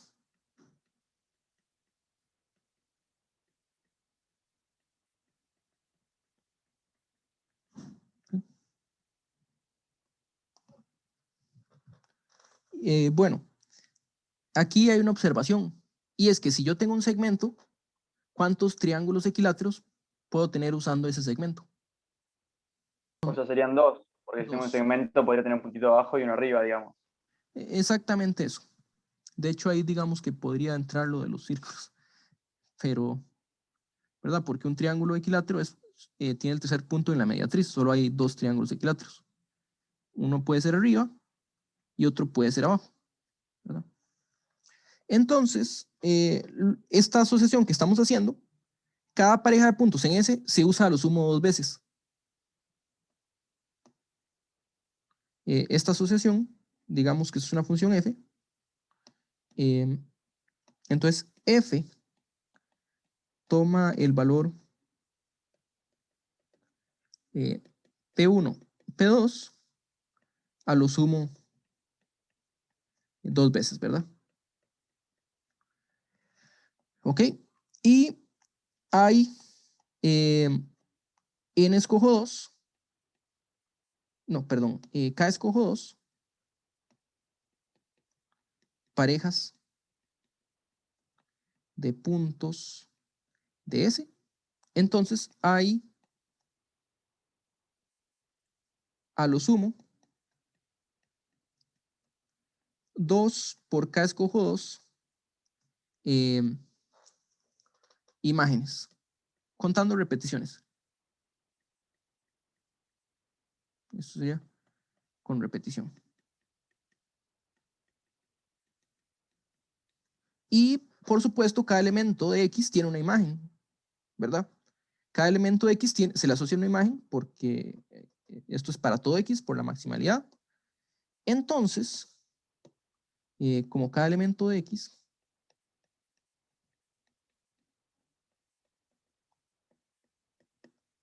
tiene una imagen,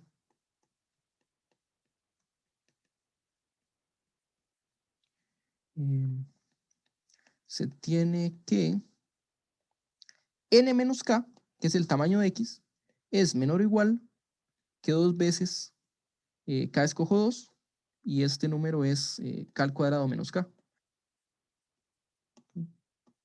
Cancelamos la k y decimos, y tenemos que k al cuadrado es mayor o igual que n, o equivalentemente, n es menor, raíz de n es menor o igual que k.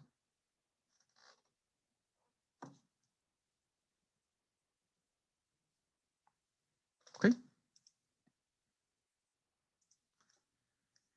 ¿Alguna pregunta?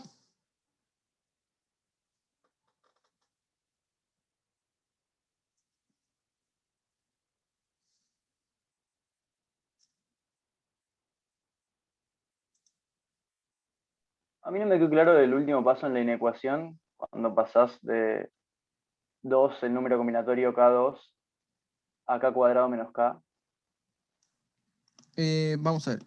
Aquí, esto solo, lo que hice fue esto. Estoy reemplazando k escojo 2. Esto es k por k menos 1 entre 2, que es k cuadrado menos k por distribuidad, medios. Y ese 2 se canceló con el que está multiplicándolo. Perfecto, listo, sí, sí. Genial, gracias. Ok. Ok, muy bien. Em, ok. Hay un último ejemplo que les quería traer. Lo dejé de último. Es un ejemplo que no es tan complicado, pero usa un poco de teoría de números. Entonces, quiero traerlo para que veamos cómo se puede usar en otras áreas un poco. De hecho, en teoría de números es una aplicación que tiene cierta regularidad, cierta frecuencia, pero al mismo tiempo ocupa un resultado que puede o no que conozca, o más de un resultado. Pero es el siguiente.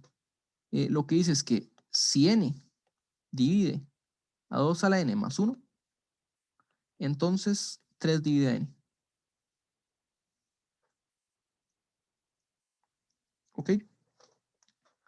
Y algo que se hace a veces cuando uno trabaja problemas de divisibilidad, que es con el principio extremal, es que uno puede considerar el menor primo que divide a n.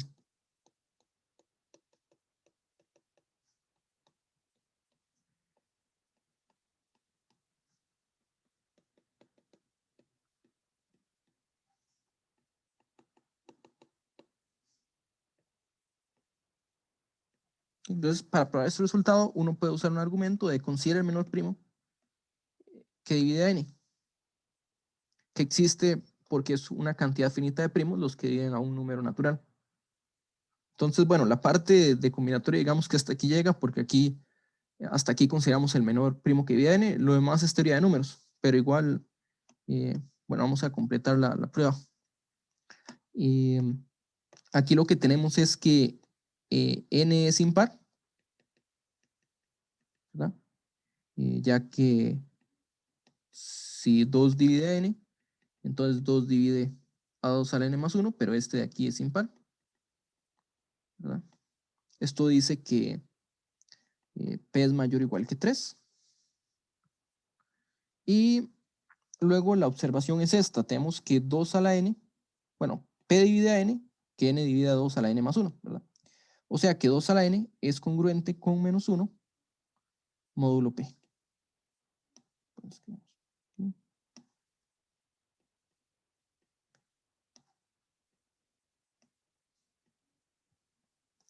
Y eso nos dice que 2 a la 2n es congruente con 1 módulo p. Y aquí hay dos conceptos que usamos. Uno es el orden de un número, o sea, hay un menor entero de tal que 2 a la d es congruente con 1 módulo p.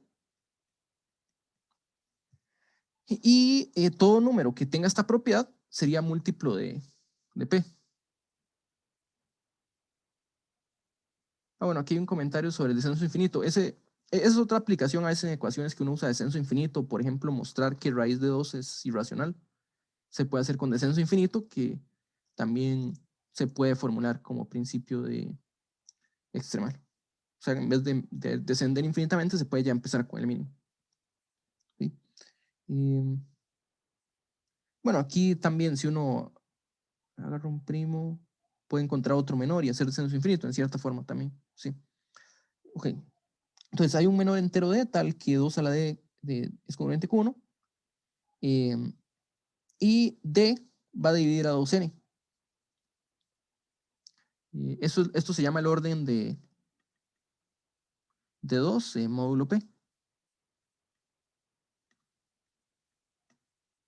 Es el menor entero d. Y todo número tal que 2 a la k es congruente con 1 es múltiplo de d. Entonces, aquí tenemos un número con esa propiedad que sería 2n. Entonces, d lo divide. Y por el pequeño teorema de Fermat,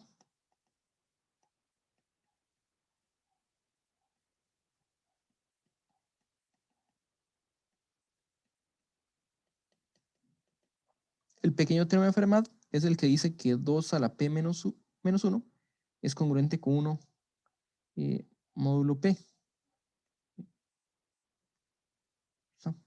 Por el pequeño teorema de Fermat, d es menor o igual que p menos, es menor o igual que p menos 1. Es más pequeño que p, que es el menor primo que divide a n. ¿Eso qué quiere decir? Que d no tiene factores en común con n, porque si tuviera un factor en común tendría un primo más pequeño. Esto dice que d y n son primos relativos.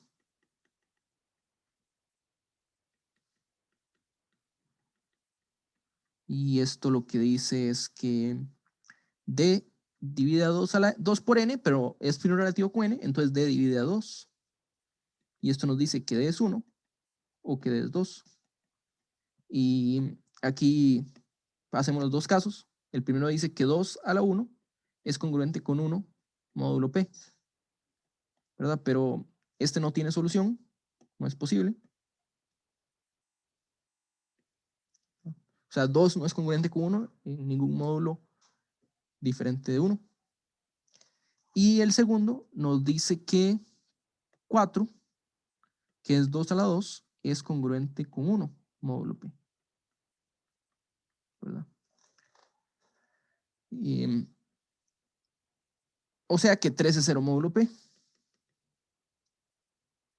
Y esto solo pasa si p es 3.